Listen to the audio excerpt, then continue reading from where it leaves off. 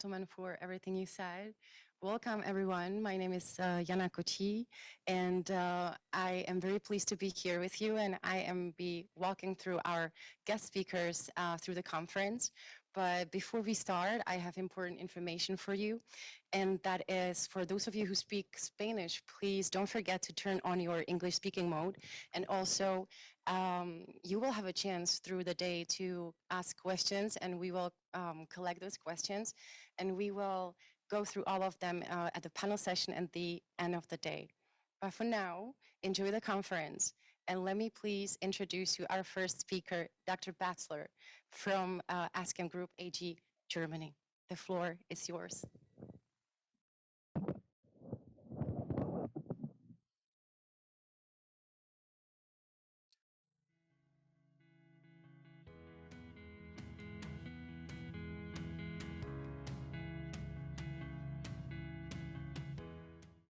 So, thank you very much, dear Mr. Chairman, dear Rick, dear colleagues. It's my pleasure and it's my honor to give the first presentation and to start this very fascinating conference here. I'm sitting in Atlanta. Normally, I'm used to standing in front of a huge crowd, give my presentation in person. Now I'm sitting there in front of a screen. I hope you're all safe. At least we are safe in Atlanta. And I hope you will enjoy the presentation. It's not so much on scientific details. There are many experts who will report later on. It's more about market. So my presentation is about the history and trends in creatine monohydrate. So, well, you are all aware. What is creatine today? So athletes and bodybuilders discovered the benefits of consuming creatine very early in the 1990s. And to meet this demand, dietary supplement companies developed products that focused on muscle development. These companies over the last 25 years have limited their marketing efforts to a very small demographic group, but there's much more. So we will see and you will experience, you will get many details during this conference that creatine has many other benefits, especially when people get older. And the presentations over the next conference days will certainly shed light on this. And creatine in functional foods. Creatine has been consumed in powders, but there's a new way, there's functional foods. So creatine can be added to food, especially in foods targeted for vegetarians and vegans. By default, these people have lower creatine levels, and there are many studies on that. And you will see foods enriched with creatine on grocery stores in the near future, I'm very sure. So this gives you a short overview on the topics I will talk about in the next 25 minutes. At least that's my target. I will not exceed, I hope. The history of creatine monohydrate, I will shed some light on the trends.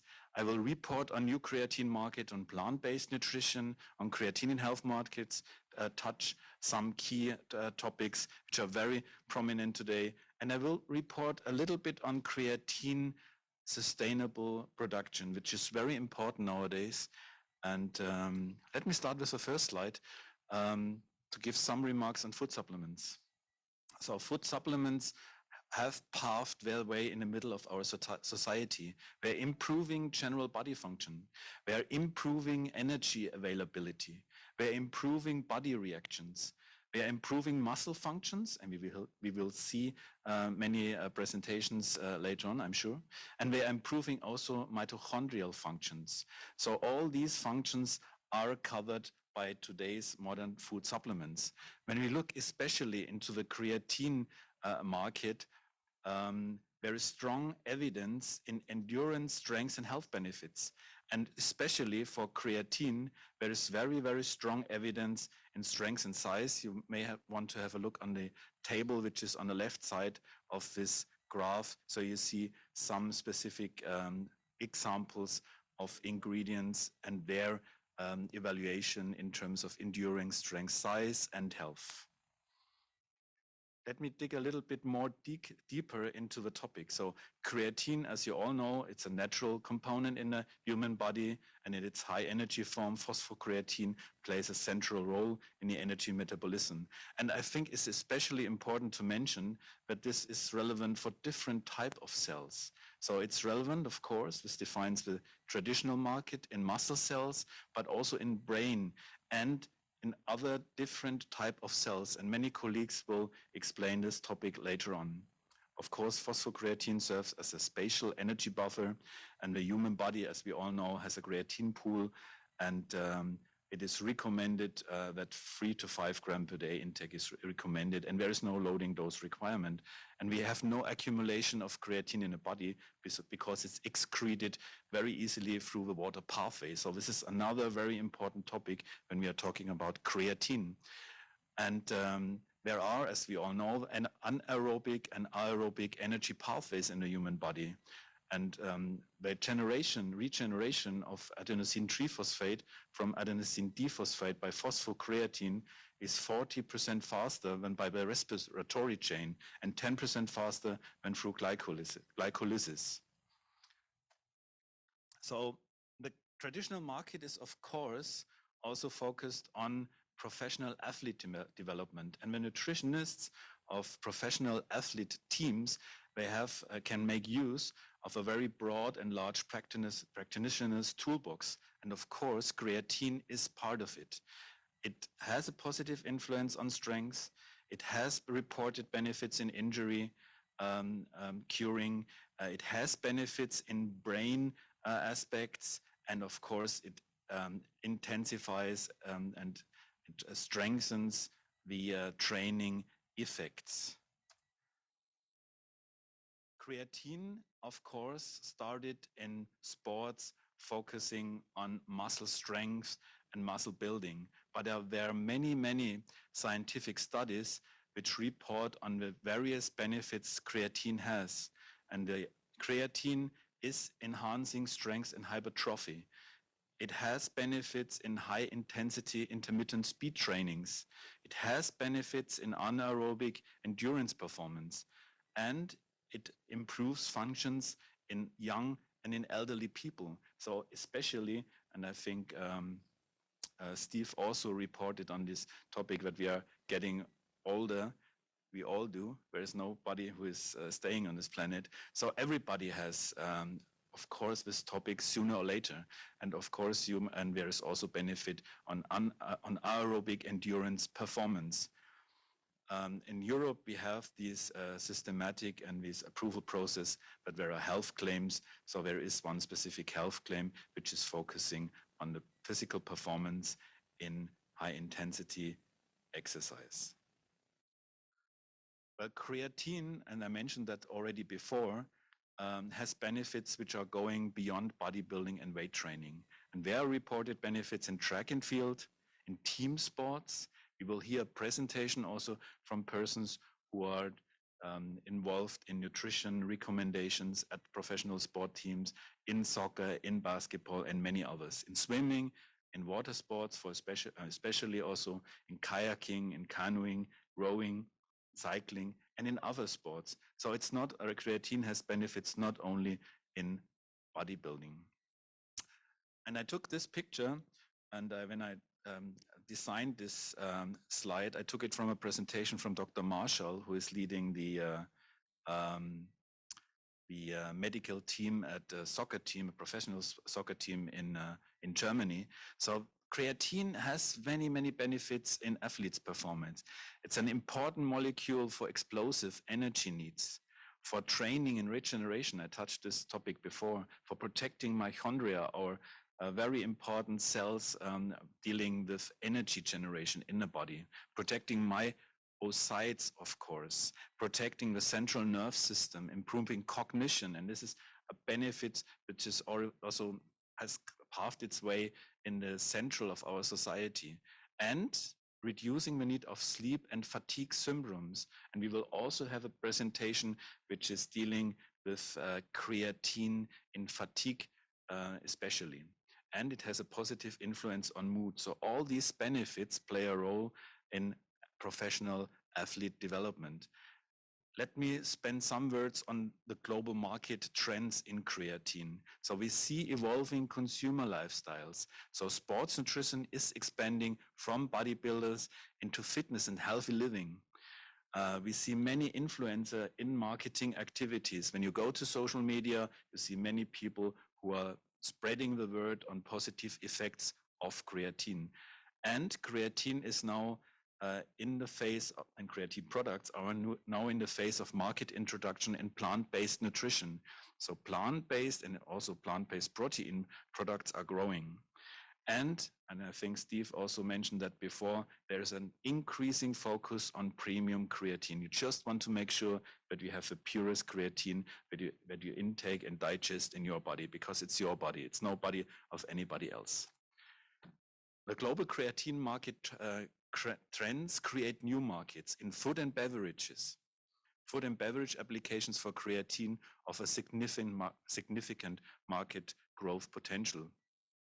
The big drivers in food and beverage and the beverage market spaces are the use of cleaner ingredients, of safer ingredients, and ingredients which are processed under very stringent production control conditions, as we do in our production plant in Germany. And another very interesting market segment is personal care. So creatine has reported benefits which are then used to bring hair care products to the market, and also in skincare. So other markets are very attractive and are increasing. Let me focus a little bit now in my speech on healthy aging. And as it is well known, during the aging process, people are losing muscle strength. And the target is clearly to bend the aging curve and to prolong lifelong healthy lifespan. So when you look at the right side, maybe there is one product which is in the market, it's Livadur, and special this product has been designed to help our healthy living when we are growing older. Let me spend some words on new creatine markets. Well, there is a global trend which is focusing on sustainability. So raw materials are limited, and today especially energy is limited. So we want to make sure that we run the most energy and raw material efficient processes when we produce products. So sustainability is very important. Environmental and climate protection. So we have this global warming, and our food system is responsible for up to 35% of all global emissions. The production of animal products for up to 15%. So today's diets are often reflecting the individual lifestyles that people are contributing to environmental and climate protection. And of course, general health and well-being and beauty are aspects which are also very much important in the middle of our today's society. There is a vast scientific background and many studies that confirm vegans and vegetarians have lower creatine levels. Only animal-based products naturally contain creatine. So creatine plays a key role in energy metabolism in every cell. And for humans who eat a plant-based diet, it's important to refill their creatine stores with creatine-enriched functional foods. This is the market of the future. Creatine supplementation in vegetarians and in vegans.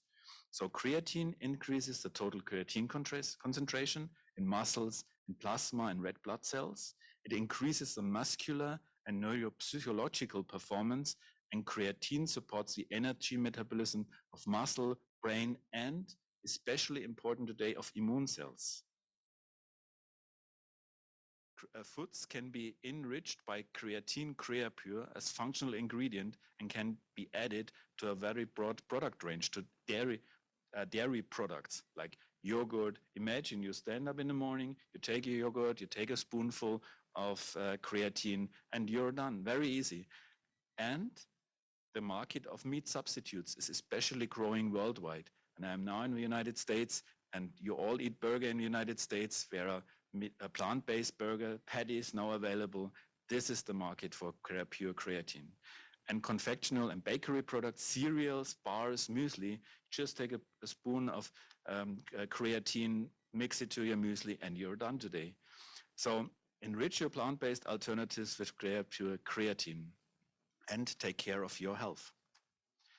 And this is an example, and we did many of studies in the last month, how to design plant-based burgers. So plant-based burgers are based on vegetable protein. They're including containing texturizing agents to make matrix, to design the matrix, food matrix accordingly, spices, flavor, and you add CreaPure. So this is then a very easy method to enhance the performance of plant-based burgers and come close to meat design, nutrition design. And this is also the future of CreaPure creatine for sure. We have made various studies on the stability of creatine. Here you see a study on the stability of creatine in yogurt. And before heating, this is 100%, and after heating, after fermentation, and even after storage for many days, we are losing only 10% of creatine content. So during the storage, there is a suitable creatine product available now in the market.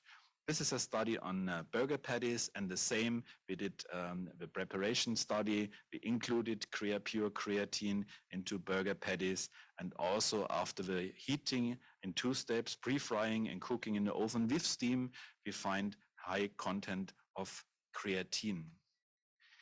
And this presentation, this conference will be about health. Many people are reporting on health studies. So rationale for creatine supplementation is manifold. And you may want to have a look at the symbols. So very, very target benefits can be addressed by suitable creatine supplementation.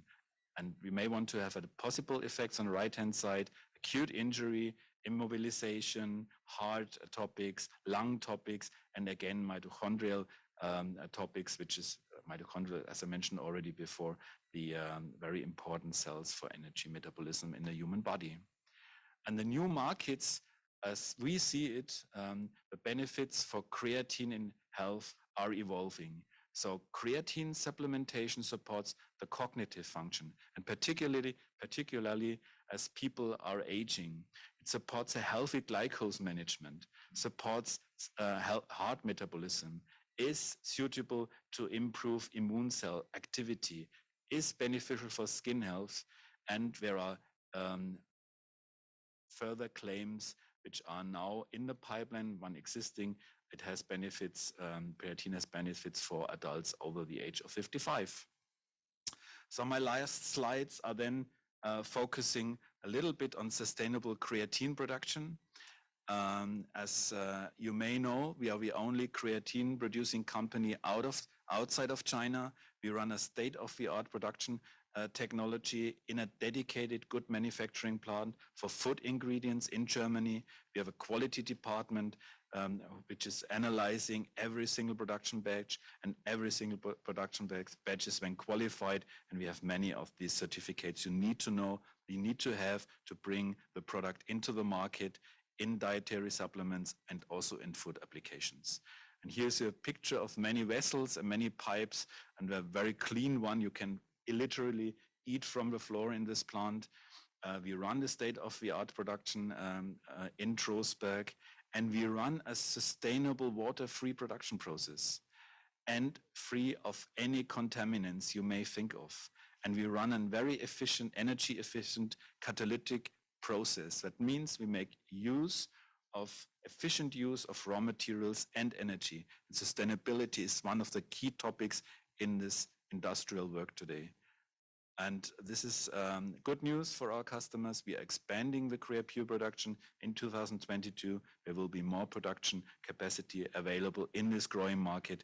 And again, a very high sufficient one. And it's expected to go on stream latest in August.